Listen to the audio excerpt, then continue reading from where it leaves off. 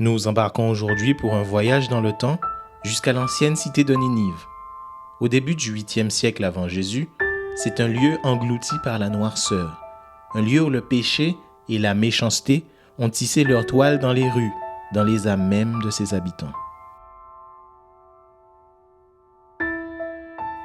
Les ténèbres sont tellement denses, le mal tellement profond dans la ville, que Dieu décide d'intervenir par le moyen d'un de ses prophètes. Il s'appelle Jonas et se voit confier une mission solennelle.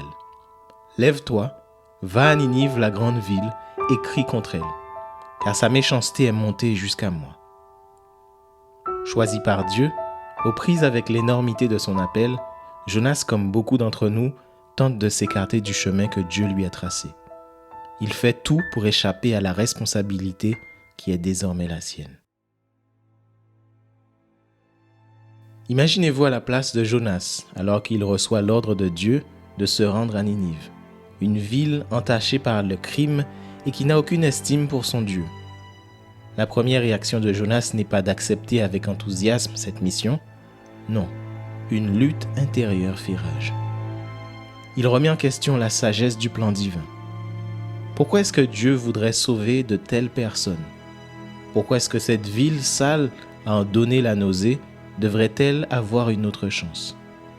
Non, Dieu est trop miséricordieux et Jonas refuse d'être celui qui annoncera d'avance à ces criminels leur châtiment. En proie à cette lutte, Jonas forme un plan. Pour échapper au Créateur omniprésent, il prendra un bateau qui l'emmènera loin, tellement loin à l'est de la carte que même Dieu devra abandonner l'idée de l'envoyer chez les Assyriens.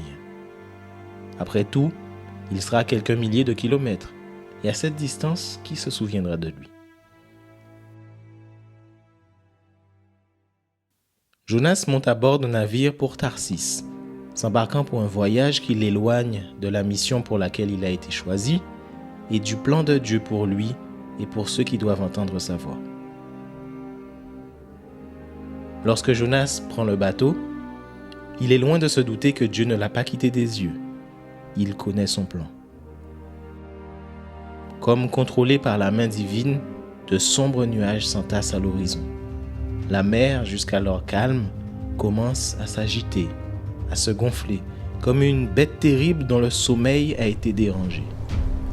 Les vents se lèvent et le voyage tranquille prend la direction d'une odyssée périlleuse.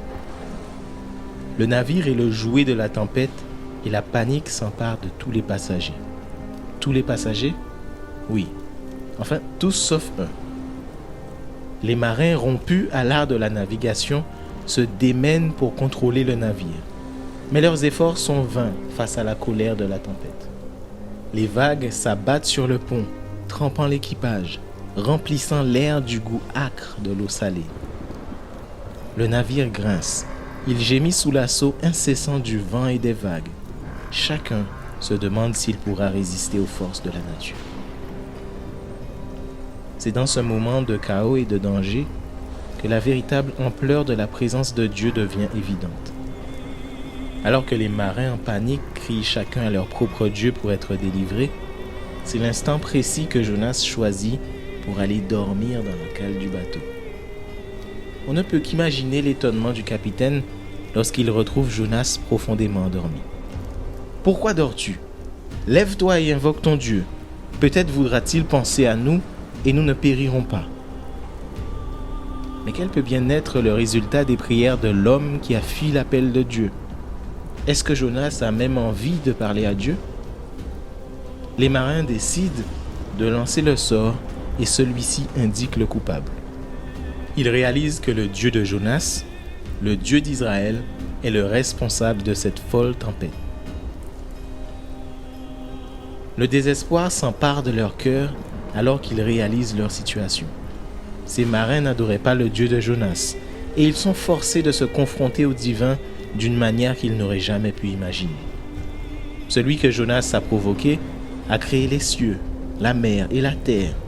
Comment est-ce qu'il a pu penser pouvoir fuir celui qui avait fait toutes ces choses qui les entouraient? Comment l'équipage du navire sera-t-il sauvé? Comment faire pour calmer la tempête? C'est la question que posent les marins à Jonas. Il leur déclare: Prenez-moi et jetez-moi dans la mer, et la mer s'apaisera pour vous, car je sais que c'est à cause de moi que cette grande tempête est sur vous. Ces paroles résonnent dans le vacarme de la tempête, sous le regard sidéré des marins. L'équipage est dans un premier temps incapable de se résoudre à jeter par-dessus bord un homme et à le livrer à la mort. Mais la violence des éléments vient leur forcer la main. Au moment où Jonas est jeté par-dessus bord, une ombre massive émerge des profondeurs.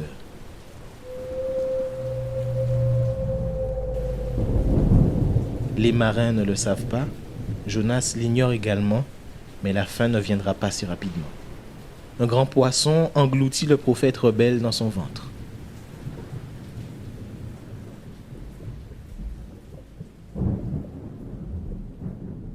Pendant 3 jours et 3 nuits, Jonas a le temps de méditer sur la grande délivrance dont il a été l'objet. Sa prison ténébreuse et vivante est devenue un refuge. Jonas se met à prier. C'est depuis le séjour des morts qu'il a crié et Dieu a entendu sa voix. Il avait été jeté au cœur de la mer. Les courants marins l'avaient environné. Il avait senti toutes les vagues et les flots de cette mer créée par Dieu passer sur lui. Il était descendu jusqu'aux racines des montagnes. Une fosse profonde le retenait prisonnier. Tout cela jusqu'à ce qu'il se souvienne de l'Éternel. Même l'océan le plus profond, même la fosse la plus sombre ne pouvait étouffer sa prière. Dieu l'avait entendu et l'avait fait remonter vivant. Jonas avait expérimenté plus qu'il ne pouvait imaginer. Le salut vient bien de l'Éternel.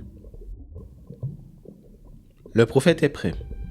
Dieu parle au poisson qui quitte les profondeurs de la mer et va vomir son hôte sur la terre ferme.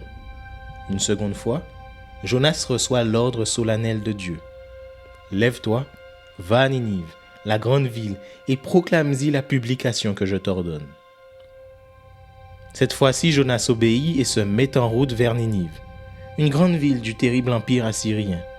Les habitants sont toujours aussi méchants, les rues de la ville empestent toujours l'odeur de leurs crimes. Mais le prophète ne bronche pas. A-t-il changé d'avis concernant le sort que Dieu devrait réserver à tous ces criminels? Mériterait-il une chance supplémentaire? Le prophète doit s'adresser à une très grande ville.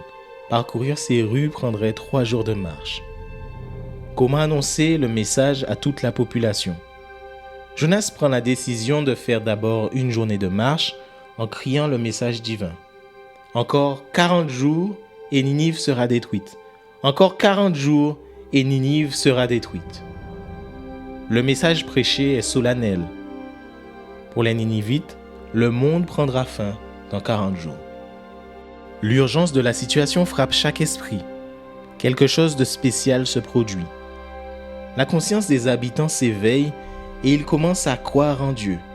Ils considèrent la gravité de leurs crimes, ils voient à quel point le mal a été banalisé, comment le crime remplit leur ville.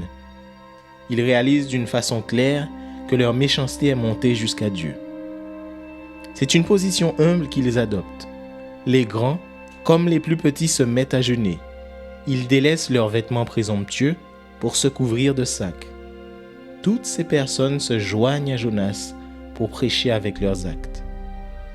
Ils ont conscience que le jugement de Dieu approche. Le message divin et ses effets parcourent toute la ville et arrivent jusqu'au roi qui en est bouleversé. Il descend de son trône et lui aussi échange ses vêtements contre des sacs.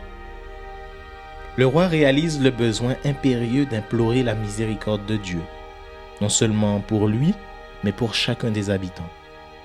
Il réunit les personnages importants de son royaume afin de trouver une solution. La destinée de ce royaume ne peut être remise au hasard. Il ne doit demeurer un coin où le crime pourrait continuer à prospérer. La solution trouvée est publiée à tout le peuple. Par ordre du roi et de ses grands, que les hommes et les bêtes, les bœufs et les brebis ne goûtent de rien, ne pèsent point et ne boivent point d'eau.